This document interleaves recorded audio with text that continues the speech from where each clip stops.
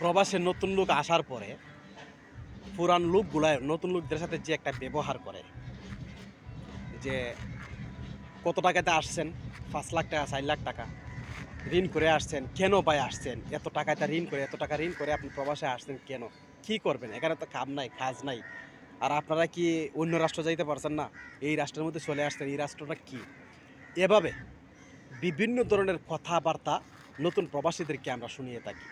ভাই এগুলা থেকে আপনারা বিরত থাকেন, কারণ আপনিও তো নতুন অবস্থায় এই দেশে আসছেন বা নতুন অবস্থায় প্রবাসে আসছেন। এখন আপনি যেভাবে আসছেন নতুন একজন প্রবাসী ভাই ঠিক এভাবেই আসছে। আপনি ঋণ করে আসছেন, লোন তুলে আসছেন, কিস্তি তুলে আসছেন, ঠিক তদ্রূপভাবে অন্য একজন প্রবাসীও এভাবেই লোন কিস্তি উঠানির মাধ্যমে সে প্রবাসে আসছে। আপনার সন্তানের মুখে হাসি ফোটানোর জন্য, আপনার ফ্যামিলির স্বপ্ন পূরণ করার জন্য, আপনি টাকাওয়ালা হওয়ার জন্য, আপনার কষ্টকে দূর করার জন্য আপনি প্রবাসে আসছেন। অন্য একজন নতুন প্রবাসী ভাইও তার ফ্যামিলির স্বপ্নের জন্য, তার ফ্যামিলির দুঃখ কষ্ট দূর করানোর জন্য সে ঋণ করে প্রবাসে এসেছে। নতুন অবস্থায় যখন একজন প্রায় প্রবাসে আসে তখন তার বিভিন্ন ডিপ্রেশন থাকে।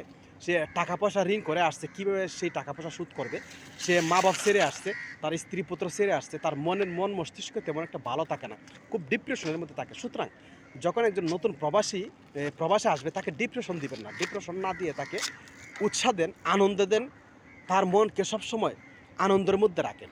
আপনি হেল্প করতে পারেন না, সাহায্য করতে পারেন না, আপনি কমপক্ষে তাকে ডিপ্রেশন দিবেন না। আপনি তাকে সাহায্য করেন, সহযোগিতা করার হাতটা আপনি বাড়াইয়ে দেন। যদি আপনার মাধ্যমে একজন প্রবাসী ভাই একটা কাজ পায়, একটা কর্ম পায়, তাহলে সে দোয়া করে আর না করে তার আত্মায় দোয়া করবে।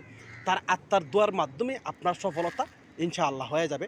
তাই আমি প্রত্যেকটা প্রবাসী ভাইদেরকে অনুরোধ করব যে নতুন প্রবাসীদের সাথে আপনারা খারাপ ব্যবহার করবেন না, অবহেলা করবেন না, ডিপ্রেশন